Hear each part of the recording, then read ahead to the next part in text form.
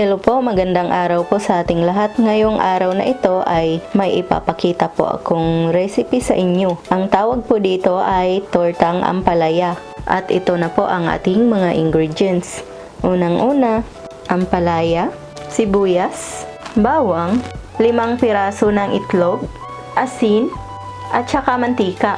Gagamit din po pala tayo ng 1/2 cup ng all-purpose flour at saka 2 tablespoon ng cornstarch. Ngayon po ay uumpisa na po nating hiwain ang ating ampalaya. Ito po palang ampalaya na to ay hindi siya gaanong mapait na kagaya yung wild. Itong klase na ito na medyo malalaki ay hindi po siya gaanong mapait. Lalo na kapag ginamitan nyo ng asin tapos pinipiga nyo yung katas niya sa loob. Tanggalin lang po natin lahat ng buto niya sa loob para makapag-umpisa na po tayo na hiwain itong ating ampalaya. Ngayon po ay uumpisahan na po nating hiwain itong ating ampalaya.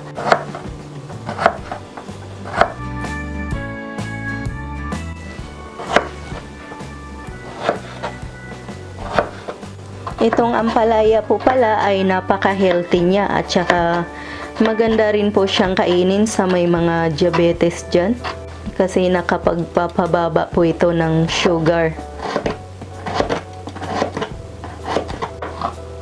Fresh na fresh po itong ampalaya na ito.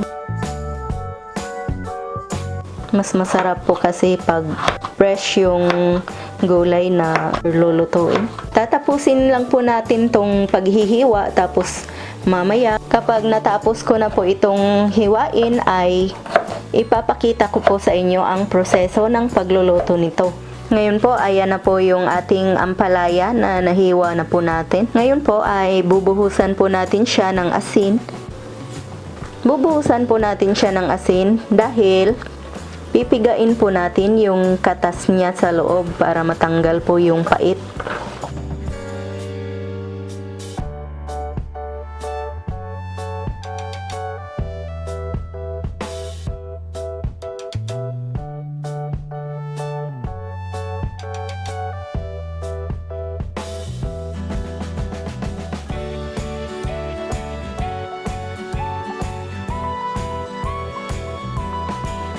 Kahit po na medyo mapait itong ating ampalaya ay napakasustansya naman po niyang kainin para sa ating katawan. Marami po ang magandang benefits nitong ating pagkain ng ampalaya. Kung hindi nyo pa po alam kung ano yung mga benefits nito ay mag-search lang po kayo at makikita po ninyo. Yung mga hindi po kumakain dyan ng ampalaya, umpisahan nyo na pong kumain yan kasi napaka-healthy po nito. Ayan po ang napiga po nating katas ng ampalaya. Napakarami po nito. Ngayon ay itatapon po natin yan. Ayan na po ang ating ampalaya pagkatapos ko pong mahugasan ng 2 beses. Ngayon ay hindi na po siya masyadong mapait. Sigurado po ako na hindi na po siya masyadong mapait kasi ilang beses ko na pong ginawa itong pagluluto na ganito. Ngayon po ay uumpisahan na po nating haluin ang iba pang mga sangkap natin. Babasagin po muna natin yung mga itlog para maihalo na po natin doon sa ating harina at saka sa iba pang ingredients natin.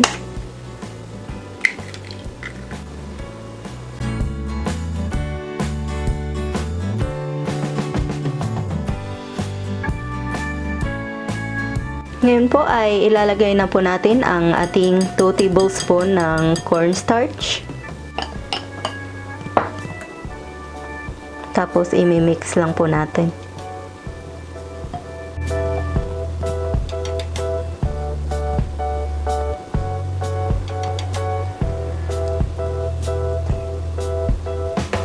Ngayon po ay ilalagay na po natin itong ating bawang dito sa ating ampalaya. Imimix na po natin lahat. Tapos, ilalagay din po natin ang ating sibuyas. Para hindi po pala magbuo-buo yung ating harina at cornstarch. Ngayon ay ibubuhos na rin po natin yung asin doon sa ating ampalaya. Ngayon po ay isunod na po natin ang ating harina. Ngayon ay ilalagay na po natin ang ating itlog na may cornstarch. Hahaluin lang natin.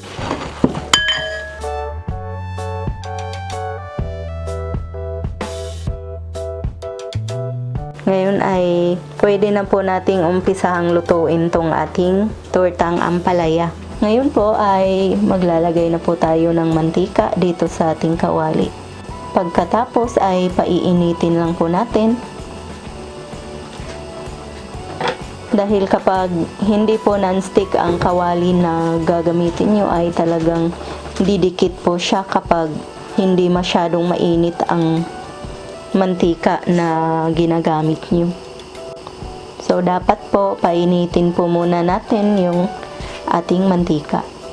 Ngayon po ay pwede na nating lutuin yung ating tortang ampalaya.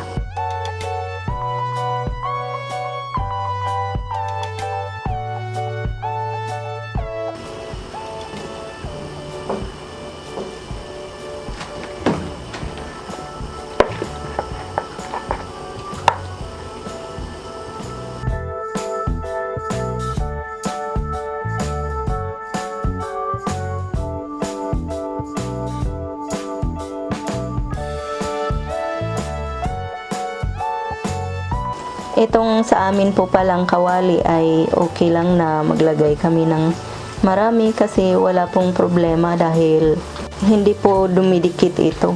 Kasi non-stick po yung aming gamit na kawali. Hihintayin lang po natin na mag golden brown po yung kabila, tsaka po natin iikutin para pantay po yung pagka golden brown niya.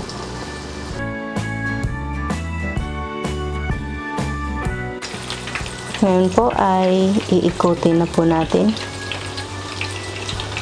Yan. Hindi pa po siya masyadong nag-golden brown pero okay lang po yan para maluto din po yung kabila. Kaya lutuin po muna natin silang pareho.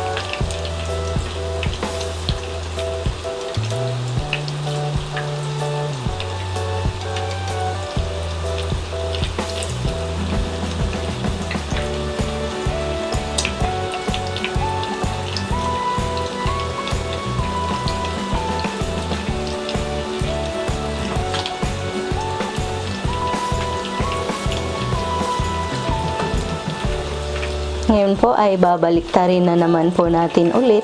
So nakita nyo naman na medyo na golden brown na po yung kulay niya. Okay na po yan. Yung sa kabila na lang yung kailangan po na ipa golden brown po natin yung kulay. Ngayon po ay hahanguin na po natin to kasi luto na po yung ating tortang ampalaya. Na golden brown na po siya. Hahanguin na po natin. Gamitan po natin ng paper towel para ma-absorb po yung oil niya.